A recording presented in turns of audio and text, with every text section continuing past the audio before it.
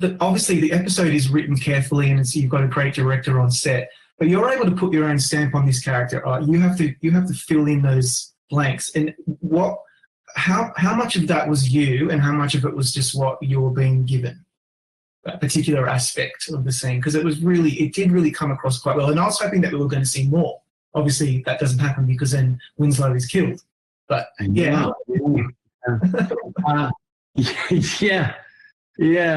Yeah, kind of just stayed out there. I just think it's the art that we do is supremely collaborative. Even when it's out of our hands, which is you leave it to the editor and the music guys and all that stuff. So all I can say is you have it was great working with Joseph. And they were very nice for me to take my swing at the ball and to, for me to, take control of, what I needed to take control of. And then, we did the dance of what's too much, what works, what resonates, whether it's the hand on the shoulder or, me almost like animals do, me sticking my posterior in his face, and it becomes, what I mean? Everyone kind of signs off on it, and it becomes, and they sign off by going, you feel it. Yeah. It's not an intellectualization of the whole process. You just, do your thing, and you kind of look at each other going, ooh, that feels right and weird, and whatever the timbre, the tone, you go, yeah, that was creepy. that was appropriately creepy. Yeah, it was. And I think it really helped with your character making a real impact over the season, because it's something that people talk about a lot. So that's pretty cool to have people talking about your performance. Yeah, so I wanted to just pivot on a few other things before we let you go. It was recently announced you're reprising your role as Detective Stabler in SVU spin-off. That's really exciting. I heard it was about organised crime, and then obviously people will be clamouring for some maybe crossovers where we can see you and Mariska on TV again. But are you excited about reprising that role? I am. For me, at least, it's a good time. An appropriate time. I love the Wolf organization. I'm in Los Angeles now. It was nice to be back in New York. I consider that home.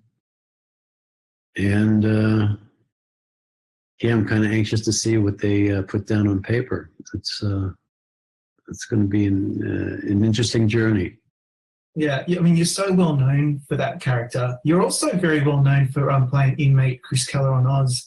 And they're obviously so incredibly different. But after 12 seasons of playing Stabler, is it so unavoidable that he becomes part of your DNA and you kind of have ownership over this guy? It's a long time to play a character and really get to know him like inside and out. Mm-hmm. But I'm sorry, what was the question? Is it unavoidable that it becomes part of your DNA and it's something that you can do kind of in your sleep almost? It's just second nature now because he's part of you. Oh, that's a really good question, because that's actually a part of what my life is right now. What I I hate to call it work, but it's the musings that when you get a job and the job's not going to start for a couple months. Your work as my work as an actor. I'll just talk about what I do. It's just the musings, the thought process of, because there's a lot of time you have to fill in this circumstance. So we left Stabler as a certain man of a certain age in a certain situation and circumstances. Mm-hmm. We find him now as I see him, and as I see him as a changed man, hopefully a man, a person who has grown in certain ways, who still has his flaws, as we all do, who, still a man in search of ... fill in the blank. Yeah. So, I say it's an interesting question because if anything, I think it's just the opposite of, you're just so you're doing Elliot again, it'll like be putting on, your old clothes. And I'm like, wow, that's not how I'm seeing it. And I'm glad I'm not feeling that and seeing it that way. I'm really looking forward to, I guess, in a way, revisiting, getting to know him again. And it's like, so where have you been and who are you now? So, that's exciting. It is for me. Yeah. And I hope it is for the fans. Absolutely. And about Oz, TV these days is so powerful, and so people think it's sometimes better than film. Oz was one of the first of that ilk. It's one of the first prestige dramas, even before The Sopranos and others. What is the most common feedback you get about Oz all these years later about Chris Keller, who was a really popular character on that show?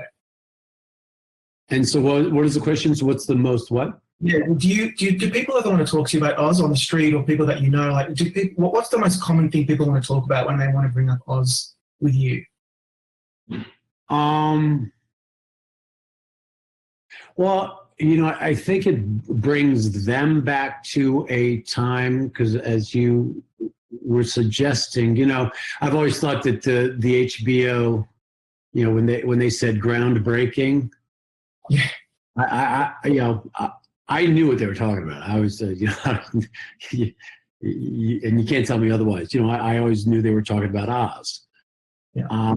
And so I think it takes people back to when I feel as though Tom Fontana, the creator, broke TV. He broke it. He elevated it fearlessly to a different level.